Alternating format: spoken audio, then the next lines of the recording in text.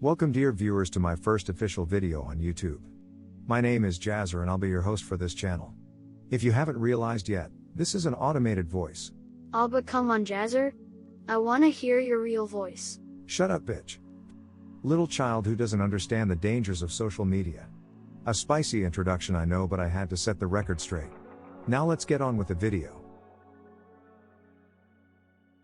Usopp is a very interesting and odd character in the original East Blue crew in that he doesn't have a strictly defined goal like becoming the Pirate King, or finding the All Blue, or becoming the world's greatest swordsman, or even. What was hers again? Ah yes, a map of the world. He wants to be a brave warrior of the sea.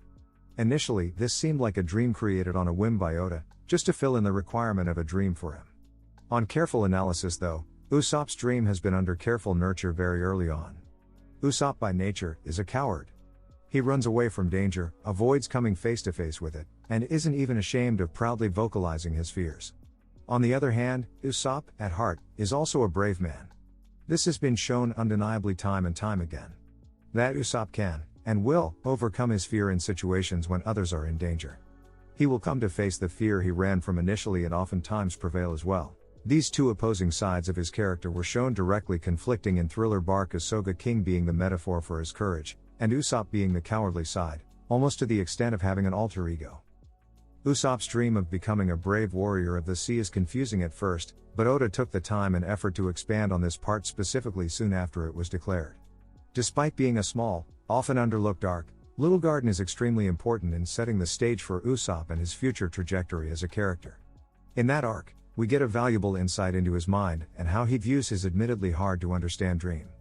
During a conversation with Bragi, Usopp was able to get a better understanding and finally explain his own dream in a more comprehensive way to the audience. AKA 9-year-old you and me. In his own words, "You fool. This is what a man's fight is.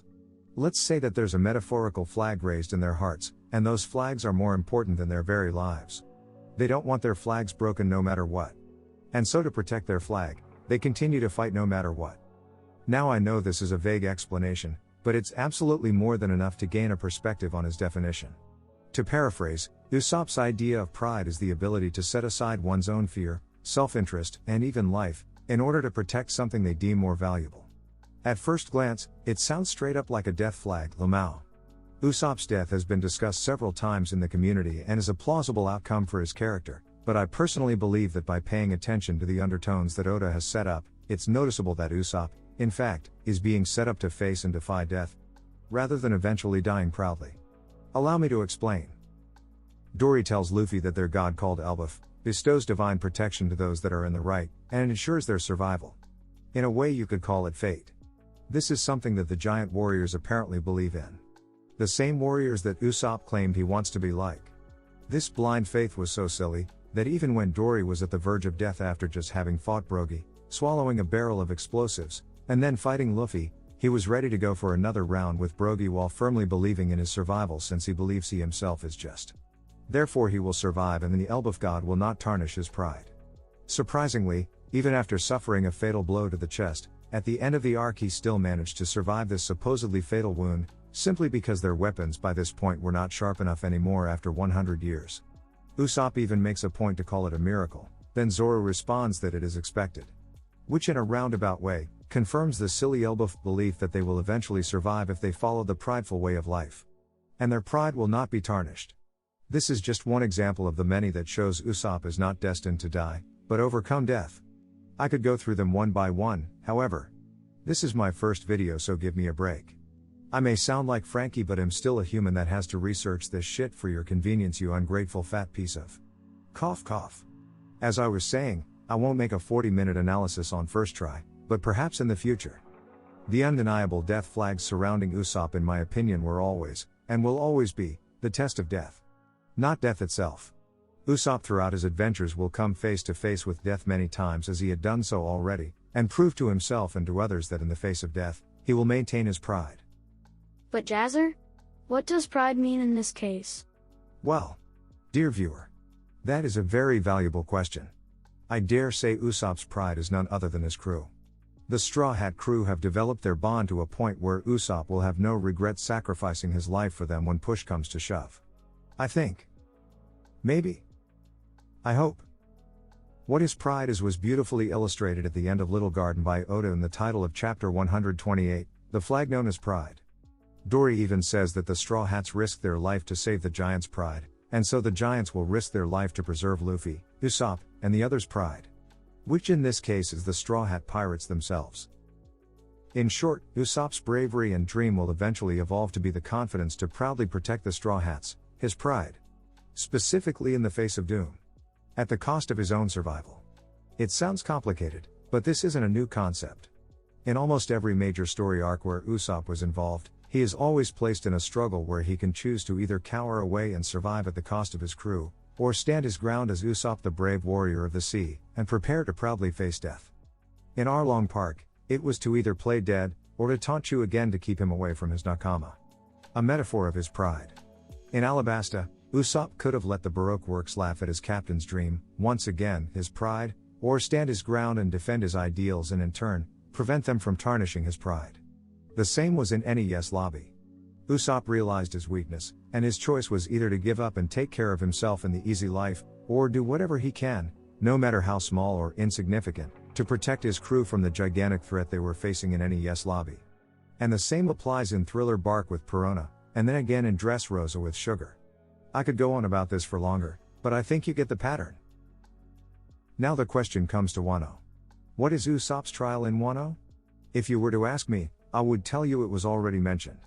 Several times actually. If you know Mr. Morge. The GOAT. He has been adamant for a while that the raid on Onigashima will fail, thereby end Act 3 with that as the tragedy often seen in kabuki plays which WANO is based off of. This video is not to sell you on that theory despite there being constant recent hints. But let's just assume for a second, that the alliance will soon fail miserably. Let's envision that scenario for a minute. That means defeat in combat.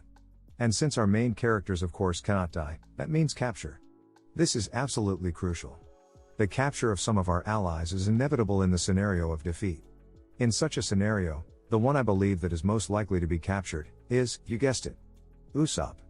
Oda has brought up the capture of Usopp during the Sanji and Page 1 fight, proclaiming that if he got captured, he will spill it immediately. This was a great gag moment, but for some reason Oda has once again decided to mention several chapters later. Hey, what if Usopp got captured again? What would he do? Of course this was dismissed once again as a gag, but by this point, it's no longer a gag. You can't fool me, Oda. Nah, not today. This is strong foreshadowing that Usopp will in fact get captured and be tortured to spill the beans on his friends, similar to Law and his crew. In those cases however, they were simply captured and beaten. Not tortured. Hawkins didn't get that chance. In Usopp's case though, I believe it will be far worse. Torture that will make you just want to scream to Usopp through the world of manga to just expose his friends, but he will not. Coincidentally, for some absolutely random, and totally inexplicable reason, we have not one, but two expert torturers within Kaido's crew that have not yet displayed their capabilities. That's right, I'm talking about the queer and the emo.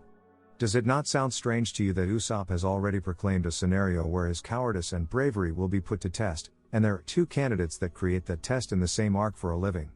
I don't believe so. Usopp's biggest struggle and character moment in WANO would be to withstand the torture by Queen or King, and be able to protect his pride, which are his crewmates, by not exposing information. It's also important to note that there's absolutely zero chance that Usopp will die in WANO, as he has even vowed to visit Elbaf and showed on numerous occasions that he wants to go there.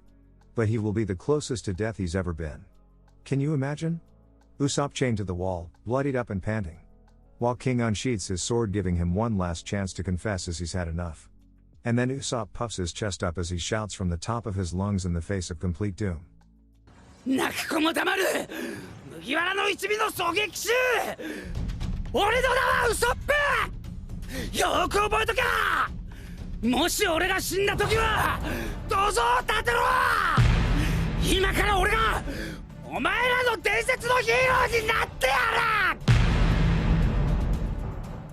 I'll give you a few seconds for the goosebumps to settle in.